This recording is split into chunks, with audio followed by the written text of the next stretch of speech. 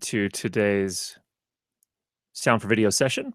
Today is the 9th of February, 2016, and we are live. We're talking today a little bit about setting up your recorder, and this is a question I have received quite a lot. So, for example, here is a Tascam DR60D Mark II.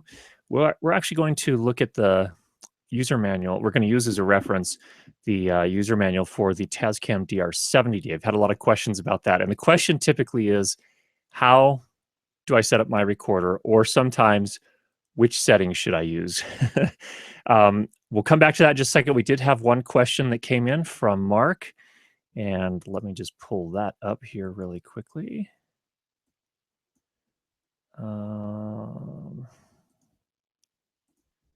Okay, we'll share our screen really quickly here.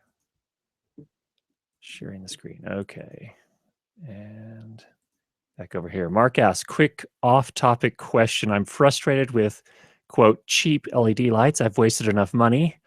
Are the Aputure LS1S LED lights you reviewed a while back good quality, or should I move further up the expense curve?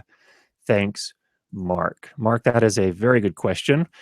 A mistake that I've made a lot in my life is I've bought cheap stuff and then regretted it later on once I got reasonably quality stuff. So there's always this temptation of, hey, I've got a little budget sitting around. I can afford to buy this or to buy that. And it is definitely worth doing your research and making sure that you're not going to buy something that later down the road is not going to serve you very well. Now, it's a balancing act. Of course, not all of us can go spend $3,000 on an LED Fresnel by ARRI. I don't own one and don't really have the funds to do that, but very good question. So the Aputure LS1S LED panels that I reviewed a while back are daylight balanced, so you cannot change the color temperature on that particular model. They do have a color temperature changing model as well. So they're daylight balanced. They have, in terms of build quality, first of all, let me say this. I think the build quality is quite good. They run overall for each head, they cost about $700 US. I think that's a very fair price for what you're getting. In terms of build quality, the unit itself, the head is made out of a very heavy duty aluminum, it feels like, and it's very solid. The back is actually just a big heat sink. And they run quite cool. I've never gotten them to a point. They do get warm. Obviously, any light source is going to get warm, but they don't get so warm that you can't touch them at any point that I've ever used them. Even at 100% over an hour, you can still touch them. The barn doors are interesting. So when I first reviewed them, I thought, oh, cool, barn doors. I can cut the light and shape the light. Doesn't really work that way on this particular light. And this is, I guess, the big thing you just need to understand about these lights. So they're really meant as a soft light source. You're not going to get a hard light source where you can cut a very sharp edge on the light. So as long as you understand that, I think they're a very good value. They are a panel. This is going to be true for pretty much any LED panel as well. Also, the barn doors on the inside have a silver lining. So really that's meant to concentrate the light as opposed to cut the light. Normally with barn doors, when they're black, you can cut the light a little bit more. But again, because these are silver on the inside, they're meant to kind of concentrate the light and set it forward at your subject. But even if they were black barn doors, I don't think they would, you still wouldn't be able to cut the light very well. Again, because LEDs by their very nature are a very soft light source. I really love that the control panel, in fact, I've got one just sitting right here. That's what's kind of lighting us this morning. There's the control panel down there. And there's the light head up there. You can't see much. It's a little on the heavy side, but I like that the control box is separate. That means that the back of the unit can be a heat sink and they don't have to worry about putting all the controls on there. That also means that because they have a heat sink there, they don't have to have a fan. And a lot of these newer LED panels that are a little bit higher in power have a fan. Worst thing you could possibly have for sound is another fan running in the room. So that's what I really like about this. So the control box is actually separate. You hang it from one of the knobs on your light stand. It works beautifully. And then there's a cable between the control box and the head itself. They use LEMO connectors, so they're very Yeah, Limo connectors. So they're very solid, professional grade quality there. The box itself is a plastic. It's a fairly nice grade plastic, though. I don't know if I can grab it and pull it over. I can't quite pull it all. Well, let's see if I can get over here. Here it. Well, there it is. It can also be remote controlled with a wireless remote control. There's the dimmer, is this sort of dial here. You also have DMX control. So it just like feature wise, it's pretty rich, and I have had no problems at all. So I've had mine. The guys at Aperture sent me the first one for review, and then I liked them so much I bought 2 more. So that's my mobile kit for the most part. When I go on location, I'll take these with me. They're relatively easy to pack. They do not come with a carrying case, so I held onto the boxes, and the boxes work well enough that they came in. But if you were gonna, kind of up the game a little bit more, it's up to you to buy some sort of Pelican case or something to carry them in. The most important thing, color temperature, not just color temperature, but color quality. And that's where I really like the Aperture Lightstorms, at least the daylight balance model. I haven't tried the color temperature changing model, and I'll come back to that in just a second. The daylight balance model, the color quality, to my eye, and using test charts, using color checker charts, I could not distinguish any difference between these and a tungsten lighting source. So for practical purposes, I think that the color quality is very good. I don't find that what I found with some of the cheaper LED lights is that I would get very strange colors. So skin tones would look off. Sometimes teeth would be discolored. Eyes and hair would even look weird. So the biggest thing though is the skin tones on a lot of LED lights. Even if they say a CRI of 90, they just didn't look right, and there was no reasonable amount of color grading you could do to get them looking good. So that was my frustration with LEDs as well. I have not found that to be the problem here. I've really been happy with the color quality coming out of these lights. Now, there is also a color temperature changing model. I think it's the LSC or LSC1. I have not used those. I would assume that the color quality is quite good out of those two. The big downside of those, or the big upside, depending on your perspective, is that you can change the color temperature. Whenever you have the ability to do that, that means that they have to swap out half of the LEDs with a different color LED. That therefore means that the maximum output you can have from that panel is a lot less. So that's why I went with the daylight balance, because if I remember mixing with another light source, it's going to be a daylight light source. I'm going to be using them outdoors. If I'm in a corporate environment, for the most part, I can turn the overhead lights off. And a lot of times these days, the overhead lights in corporate settings are actually daylight balanced anyway. They're daylight balanced fluorescent. So that's why I went with the daylight balance model instead. So, Mark, I hope that was helpful for you and provide you enough information to kind of make an educated choice as to whether or not those will fit your needs or not. So, yeah, I think this is pretty much the minimum I would spend to get into a decent quality LED. I know people ask all the time, gosh, I just don't have a budget that's big enough. Isn't there something else I can buy? Well, not anything that I know of that really will give you decent light quality in the LED range. For less money, you can certainly get some tungsten lighting that I think has beautiful color quality, but it's going to be tungsten. It's going to be hot. It's going to be something where you're changing bulbs, so you're going to have some ongoing expenses. So just some things to consider. I still love tungsten lighting. Tungsten lighting has beautiful color. It's so reliable. But it does get hot, and it's kind of a pain sometimes. But those are my perspectives right there, just in a nutshell on that. So, Mark, thanks for your question on that. Let's jump into the topic at hand today, and that is setting up your recorder. Now, the question often comes in, how can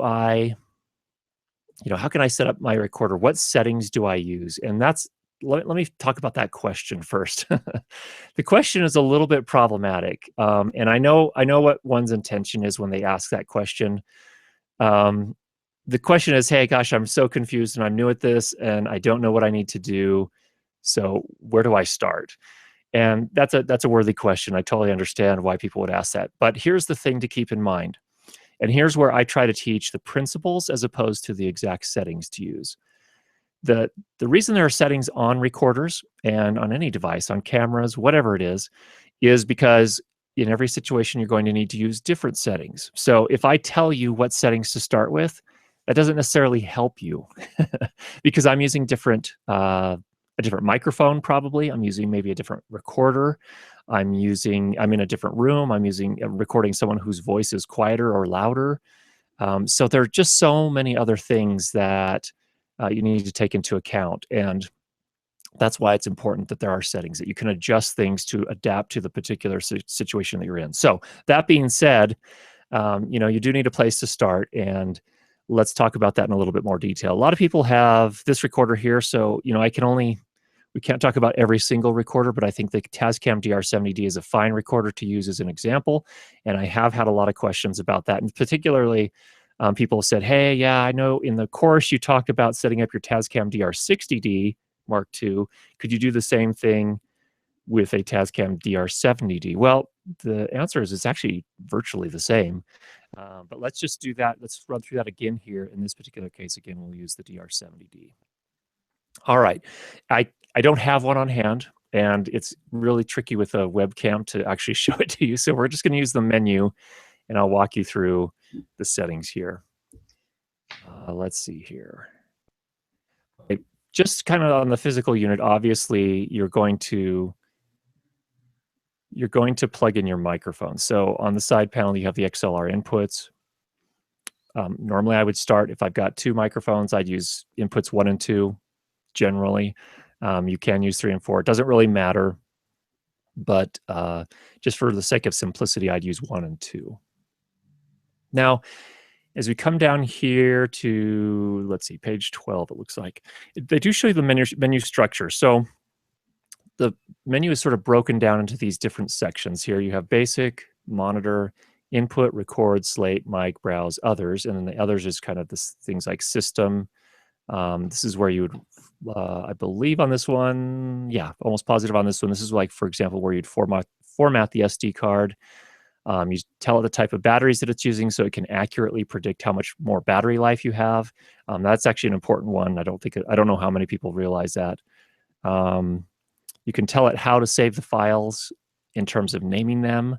You set the date and time, so on and so forth. So that's the menu structure, and you can get there by pressing the menu button. And almost all recorders are going to have some sort of menu button to jump you into the menu away from the meters and the normal operation screen. And then you'll have some sort of jog dial that will help you navigate through the menu. So I'm not going to spend a lot of time on that. So let's talk about the different sections of the menu. So in our case here, in terms of setting things up, you're probably going to spend most of your time here in the basic menu, and that has a variety of different screens. So there's the record, pan, gain, input 1, 2, and input 3, 4. So the first thing is again, if we have two microphones connected to the Tascam DR70D, we're going to, first of all, set the recording. And the recording setting is just going to be on or off.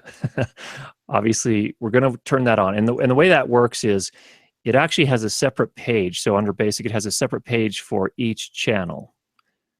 So you're going to set up each channel individually. So for example, if I have the microphones connected to channel 1 and channel 2, I would come in first to channel 1 and turn the recording on for that channel. So we are telling the recorder essentially, hey, I have a microphone connected to this channel. Pan, here's where we first start getting into the first question. So the question you have to ask yourself here as to, based on what you want to set the pan up to is, do I want to record isolated channels, or do I want to record to a stereo track, or do I want to record to both? So here's the difference. Sometimes, for example, if you have a little interview set up and you know that you're not going to have time to do a lot of audio post-processing, and you need to deliver that audio to the editor, or even if you're doing the editing and you need to get it done quickly and you're not going to have a lot of time to go in and kind of tweak the audio, you may want to have a stereo track in addition to an isolated track. Here's the difference. An isolated track will have just that microphone on it. A stereo mixdown track will have all of the microphones on it. And when you have a stereo mixdown track, you can do a variety of different things. You can pan each mic to a separate channel, or you can mix them together entirely. Almost always, if you're going to be doing that, the pan you probably want to put center.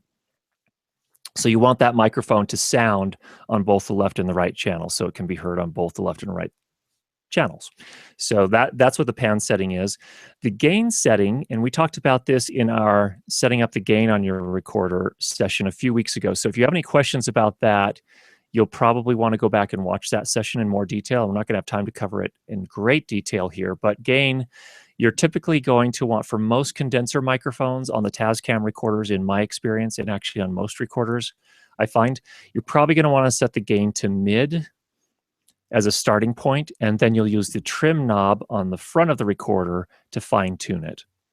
And again, so that's most condenser microphones. That's going to be most lavaliers. That's going to be most shotgun microphones. And it's going to be most hypercardioid or supercardioid condenser microphones. The main thing that we use that's different in film and video production, sometimes we use dynamic microphones, like a handheld interview microphone when you're on a show floor or whatever you're doing. Those, you'll probably want to take the initial gain. You'll probably have to go to high gain on those because those require just a lot more gain. All right. This next setting, I need to familiarize myself with this particular case. Set for the channel 1 and 2 input connectors. Okay, this is actually, I believe, if you're using the 3.5 millimeter input, you'll want to turn this on for external stereo. So that's what you're looking at there.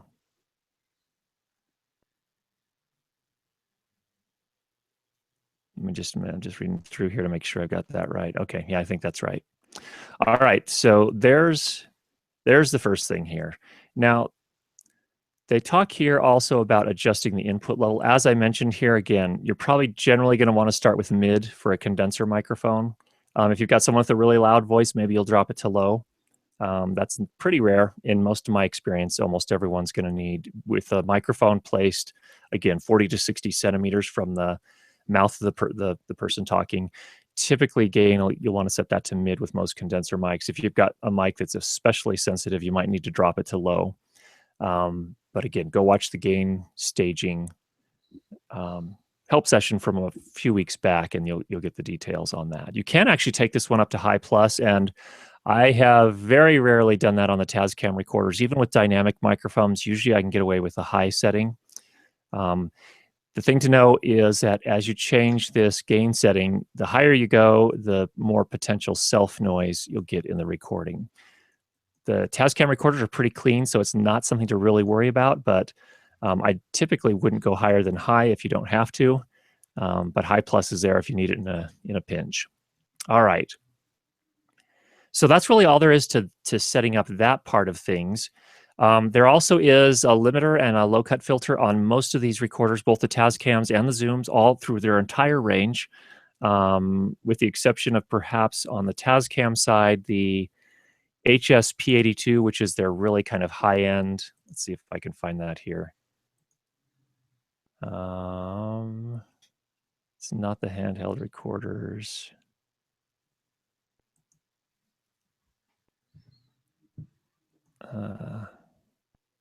Here it is, HS-P82. This is really kind of their professional field recorder.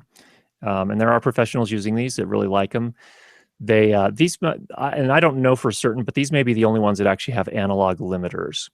All the rest of their line, including the DR70D, the DR701D, the DR60D Mark II, all have digital limiters. And here is the distinction. Digital limiters are not generally as helpful. And just in case you're not familiar with the concept, a limiter, really what a limiter does is that when you are recording somebody and they get suddenly very loud, or there's some sort of very loud sound that comes into the recording, what a limiter will do is prevent that very loud sound from clipping, digital clipping and distorting. And what happens in digital recording, of course, is that when something gets very, very loud, it can actually overload the digital system to the point where instead of actually recording the sound, it just records distortion, this sort of crackly, sound that's very irritating to your ears. So a limiter actually prevents that. As a loud sound comes in, it quickly attenuates it so that it won't distort. So it suddenly makes it very quiet, much quieter, just for that moment. So it acts very, very quickly, and it just very quickly pulls it down. And then once this loud sound goes away, it goes back to its regular levels again. So limiters are incredibly important. And for example, on most professional recorders, they will have these built in. They will be analog limiters, so they'll do their job and get out of the way to continue on with the recording without making things sound too weird. Here's the problem. Analog limiters work great. Digital limiters, though, are problematic because they're implemented after the audio signal has already been converted to digital. And at that point, the damage may already be done. In many cases, it is. And what I mean by that is that the distortion may have already occurred before that signal is converted from an analog signal to digital ones and zeros. And if it's already done at that point, a digital limiter isn't going to do a whole lot to help. In fact, it's going to do nothing to help, except for make the distorted audio that's already converted to digital a little bit quieter. So using the limiter here on the Tascam recorders is actually not all that helpful. So I don't generally worry about this. In most cases, I just leave it off these days. Doesn't really do a whole lot to help. Well, actually, I guess I take that back. And I'm probably overstating that just a touch. You can leave it on, and it can help a little bit. Here's the thing: I don't know what kind of processing these Tascam recorders are doing, and what I mean by that is I believe they're doing 24-bit, but I don't know if they're doing internally even more than that. And the reason that matters is that as long as the analog preamplifier doesn't overload, it can still capture some of that information. So I guess I should take a step back and say, you know what, you can turn this on. It can actually potentially help a tiny bit. But if it's doing the analog to digital conversion with enough information, it actually can help in some circumstances. However, I still would suggest that, there's still going to be cases where if something gets really, really loud, even that digital 24-bit domain is not going to have enough information to store things, especially if it's overloading the analog preamplifier in the first place. So anyway, that's probably a bunch of mumbo jumbo. It may not make a lot of sense. Here's the upshot is the limiter may or may not help. You're welcome to turn it on. If you do turn it on, there are a few things that you can set on it, and let's just talk about that really quickly. The options are to mono, to turn it off. You can turn it off altogether, or you can turn it to mono, or you can turn it to link. So if you set it to mono, it's doing its processing on that individual channel only. So it's looking at that individual channel, checking to see if the signal's getting too loud. If it is, it engages the limiter, pulls the level down a little bit really quickly, and then lets go of it once the loud sound is passed. That's the main very simple way to use it. You can also link it. So for example, if you are recording with two microphones, you can link it to another channel so that if the other channel gets loud, it also pulls this channel down. That can be helpful in interview situations when you have two people on camera, they both start laughing really loudly. It can be good to pull both of them down. That way, you're not distorting on either channel. So that's a reason why you might use link, for example. So that's the limiter. Low cut filter. Let's talk about that for a minute. A low cut filter is the same thing as a high pass filter. I know it's confusing. They use both terms interchangeably in the audio world. I think high pass is typically the formal, more commonly used term. Low cut means the same thing. That is to say, it actually attenuates or pulls down the levels at low frequencies. And the question is, why would you want to do that? Well, there are actually a variety of reasons you would want to do that. The most common example is there's going to be some sort of wind or any sort of low frequency humming type sound in the recording environment. Maybe the air conditioner is running. These typically come through on recording as a very low frequency rumble, and they just get in the way of dialogue, and they get in the way of music, frankly, too. So you might want to turn on a low cut filter if there's going to be any risk of wind or, again, like air conditioning noise and things of that nature. So oftentimes your microphone will also have this option. So it depends on how you want to do it. I highly recommend you do tests with your own setup. So for whichever microphone you have, you may want to test the high pass filter on that first. That's actually doing it at an analog level on your microphone in most cases. So analog may be a better choice. This is actually doing it in the digital domain, if I understand correctly. So this will have the same issues potentially as the digital limiter. So that's why I would test it on your microphone first. The problem is, or the kind of the cost or the offset is, and sometimes this is not an issue, but sometimes it can cut into the bass response of the microphone. And well, always it's going to cut into the bass response of the microphone. But you need to do tests with your microphone first to see if your microphone's high pass filter, how much it cuts from the low frequencies, because that can affect the sound that you're going to capture. And I have found that there are some microphones that get a little bit more extreme with the low cut or the high pass filter. Again, same thing. Then I'd really like them to. So, for example, when I reviewed the Sennheiser MKH50 a while back, I found that its high pass / low cut filter is actually pretty extreme. And I didn't really care for the sound of it for men's voices. It actually made their voices sound pretty thin. So that would be an example of a high pass filter that I probably would not want to use. And another thing you can consider here, you can set it on the recorder here. Again, it's doing it digitally. That's not necessarily a problem, but again, it has the same limitations that the digital limiter has.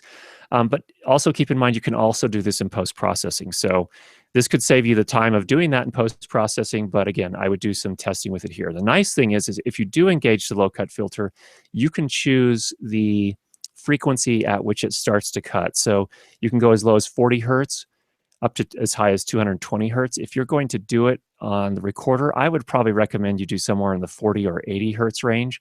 That way you're not cutting into men's voices as much, and they're not going to sound quite as thin, but at the same time you have maybe a fighting chance of cutting out some of that wind noise and that air conditioner noise. So there's a little bit about low cut filters. All right, let's move on here. Recording formats. This is again where you have to go back and ask yourself, what is it that I want in the end here? So for example, on a Tascam DR70D, you can record up to 4 channels.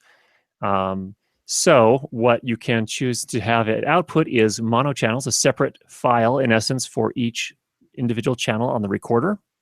That can be a helpful thing depending on what you want. You can also do stereo recording. And what this does is this records each 2 channels onto a separate file. So you'll have channel 1 on the left channel, you'll have channel 2 on the right channel, and it will be a single file with those 2 microphones in a single file. So that's another option as well. And then you have this 2-mix recording. Let's see here. The input signal set on the basic screen will be recorded as a stereo file. Here's the thing. I have not used the 70D a whole lot. I've just played around with it a little bit, so I'm not entirely sure on this. This is where you probably want to do a little testing to see what this does. The input signal set on the basic screen recorded as a stereo file. So I think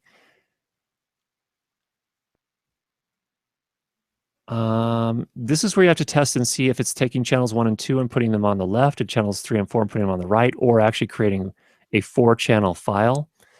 That's what I'm not real clear here on from the instructions. So you'll have to test on that. I have to imagine it actually puts them on 4 channels, but that's what my Zoom F8 does. And I thought that the Tascam DR60D Mark II, though I don't use it this way typically, is if you have 2 microphones connected to each of the XLR inputs, plus a 3rd microphone connected to the 3.5 millimeter input, which they call channels 3 and 4, stereo input. I believe it made a 4-channel, and I use in air quotes, stereo file, but it's a poly file. In essence, it creates 4 different channels. That's my recollection. So you'd have to test that to see where you're at. All right. Now, there's also this record setting part of the menu here where you get to choose the file type. And I think actually this is where you can make a difference there. So you can choose whether you want a stereo file or individual mono files.